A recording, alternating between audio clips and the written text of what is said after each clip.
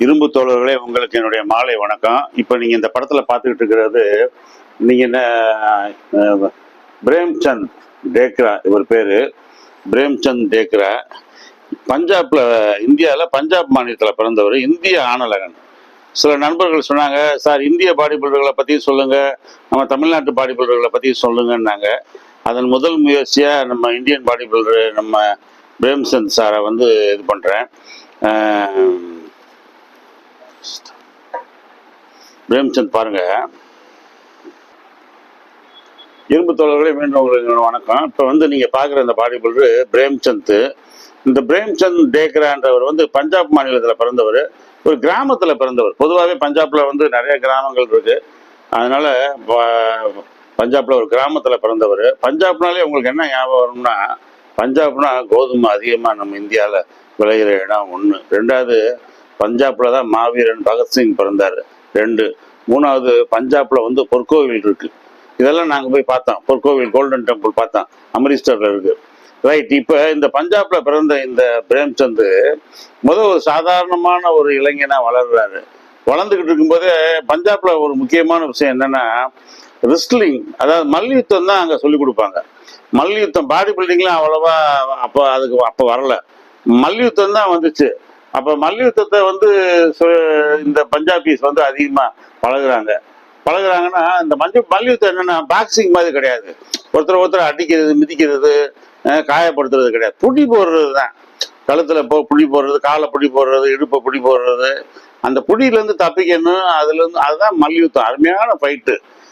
இவர் வந்து ஃபைட் பண்றாரு, நல்லா ஜெயிக்கிறாரு. இவர் இந்த பிரேம்சந்த் 15-16 வயசுல எல்லாம் நல்லா ஜெயிக்கிறாரு. 18 வயசு ஆன உடனே இவருக்கு வந்து இவர் மல்யுத்தத்துல வந்து நம்பர் 1 இருக்காரு அப்படின்ன உடனே இவருக்கு வந்து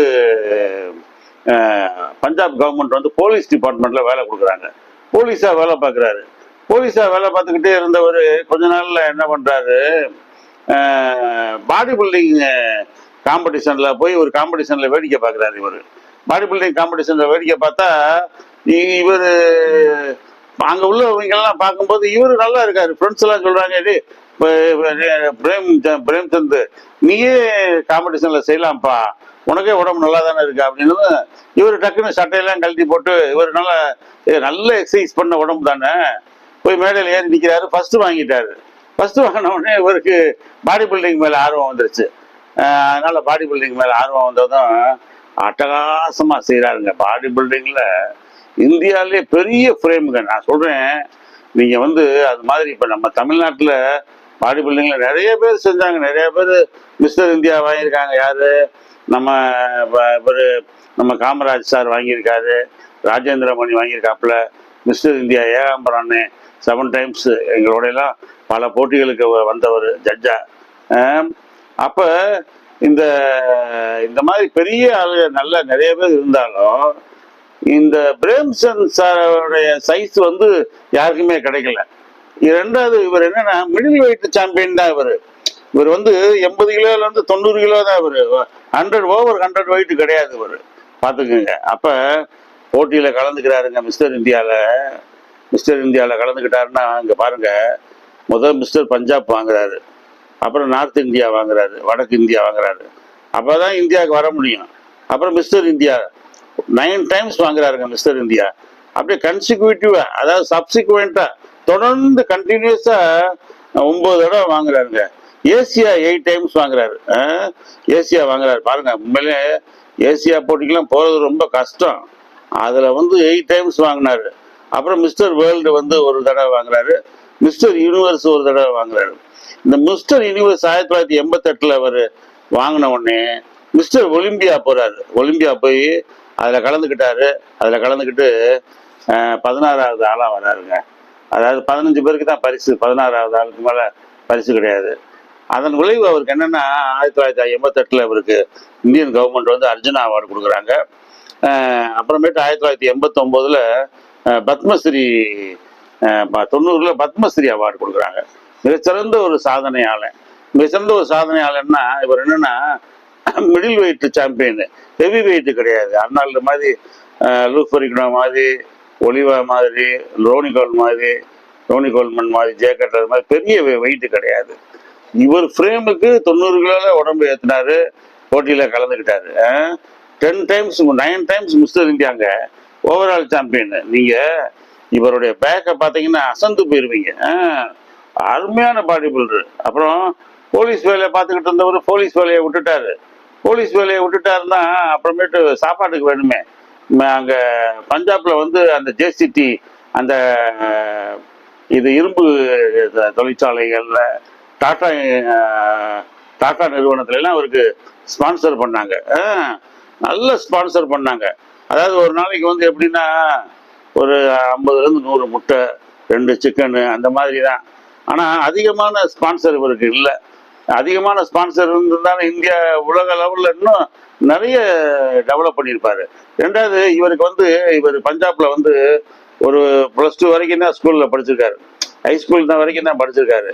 அதிகமாக படிக்கல. ரெண்டாவது ஆங்கில நாலேஜ் இவர்கிட்ட கிடையாது. இவரை நான் பல தடவை பார்த்துருக்கேன். 1997லேயே தமிழ்நாடு டீமை வந்து நாங்கள் மிஸ்டர் இந்தியா போட்டிக்கு வந்து தமிழ்நாடு டீமை கூட்டிகிட்டு போகும்போது கல்கட்டாவில் நான் ஒரு முத பார்த்தேன். 1997 கல்கட்டாவில் சால்ட் லேக் ஸ்டேடியத்தில் மிஸ்டர் இந்தியா நடந்துச்சு. மாதவ் பூஜாரின்றவர் தான் இப்போ இந்திய ஆணவ சங்கத்தோட பிரசிடென்ட்டு. இவர் வந்து மாதவ் பூஜாரி கூடயே இருப்பார். அப்புறமேட்டு இந்திய ஆணவ சங்கத்தில் வைஸ் பிரசிடெண்ட்டாக இருந்தார். இன்னைக்கு வந்து இந்திய ஆணவ சங்கத்தில் பிரசிடெண்ட்டாக, சேர்மனாக, அப்படி பல போஸ்டில் இருக்காரு. ரொம்ப நல்ல டைப்பு. ஆங்கில அறிவு அவ்வளவா இல்லை. அதனால இவர் வந்து இவர் பெரிய அளவில் இவர் சைன் பண்ண முடியல. பட் பிரம்மாண்டமான உடம்புக்காருங்க, ரொம்ப அழகான உடம்புக்காரு. அந்த டாட்டா அவங்க எல்லாம் அவருக்கு நல்ல ஸ்பான்சர் பண்ணாங்க. பாருங்க, உடம்பு நார்மலா வச்சிருந்தாருங்க. கொஞ்சம் கூட குவாலிட்டி வந்து பாருங்க. இதை காமிய இந்த பேக் போஸ் பாருங்க, அர்னால்டு மாதிரி முக்கால் முதுகு போஸ்ன்றாங்கல்ல, 3/4 பேக் போஸ்.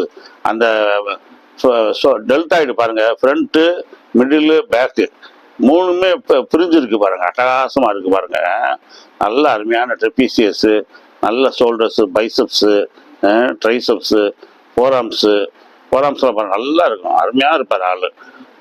ரெண்டாவது லேட்டு பாருங்க, நல்லா வெளியே இருக்கு. இந்த படம் வந்து முழுமையாக அவர் எக்ஸ்பிளைன் பண்ணலை. ஆனால் தைஸு பாருங்க, அருமையான தைஸு, பேக் தைஸு, ஹாம்ஸ்ட்ரிங், இது காஃபு நல்லா அருமையாக, நல்ல ரொம்ப அருமையாக வச்சுருந்தாரு. இந்தியாவிலே ரொம்ப ரொம்ப அழகான நேர்த்தியான பாடி பில்டராக இருந்தார்.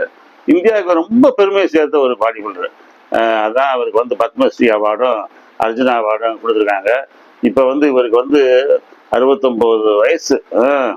இப்போ இந்த வர டிசம்பர் வந்துச்சுன்னா 70 வயசு. ரொம்ப அழகான பாடி பில்டர். ரெண்டாவது தலைக்கணமே இல்லாத ஒரு பாடி பில்டருங்க. ரொம்ப அருமையான பாடி பில்டரு. பேக்கெல்லாம் வந்து நீங்கள் பார்த்தீங்கன்னா இவருடைய கேசட்டை நீங்கள் பாருங்கள். பேக்கு ஃப்ரண்ட்டை விட ஒரு சிலருக்கு பேக் அழகாக இருக்கும். அப்படி பேக்கு அழகாக அமைஞ்சிச்சுங்க. Premchand sir. Premchand means back அப்படின்னு தான் சொல்லுவாங்க. ரொம்ப அருமையான பாடி பில்டரு. நல்ல அழகான அவருடைய மனைவி ஆங்கிலோ இண்டியன் மாதிரி இருப்பாங்க. அவங்க பிள்ளைகள்லாம் ரொம்ப நல்ல அருமையான ஃபேமிலியை வச்சாரு. ரொம்ப தலைக்கணம் இல்லாதவர், ரொம்ப நேர்த்தியானவர், இந்தியாவுக்கு வந்து பெருமை சேர்த்தவர். இவருடைய ஃப்ரேமை அடிச்சுக்க இந்தியாவில் வந்து அதுக்கப்புறம் யாரும் வரலைங்க, சொல்ல முடியாது. அந்த நம்முடைய இவர் யார், காமராஜ் சாரும் நம்முடைய ராஜேந்திரமணி ஒரு சில ஓரளவு கிட்ட வருவாங்க. ஆனால் இவர் அதை விட ரொம்ப அழகான பாடி பில்டர். நல்லா ரசித்து பாருங்க. இந்தியன் பாடி பில்டரை பற்றி சொல்லுங்கன்னு நீங்கள் கேள்வி கேட்டீங்க, அதனால சொல்கிறேன். பிரேம்சந்த் மிஸ்டர் இந்தியா, 69 வயசு, 55ல் பிறந்தவர், 9 தடவை மிஸ்டர் இந்தியா வாங்கினவருங்க. 9 டைம்ஸ் வாங்குறாருன்னா உடம்பு அப்போ எப்படி மெயின்டைன் பண்ணுவார் பாருங்க. Mister Asia 8 times, mister world ஒரு தடவை, மிஸ்டர் யூனிவர்ஸ் வாங்கிட்டு தான் ஒலிம்பியாக்கே அட்டன் பண்ண முடியும். இந்தியாவிலேருந்து ஒலிம்பியா கலந்துக்கிட்ட ஒரே ஒரு பாடி பில்டரு பிரேம்சந்த் தான். 1989ல் 16வது பிளேஸ் வாங்கினார். அந்த கேசட்லாம் நான் வச்சுருந்தேன். ரொம்ப நல்லா இருப்பார், ஆள் அட்டகாசமாக இருப்பார். அதன் விளைவு அர்ஜுனா அவார்டு கொடுத்துருக்காங்க இந்தியா, பத்மஸ்ரீ அவார்டு அவர் கொடுத்துருக்காங்க. தேங்க்யூ. நீங்களும் இது மாதிரி உடம்பை டெவலப் பண்ணி ஒரு பெரிய mister India, mister world, mister universe வாங்கணும். நன்றி.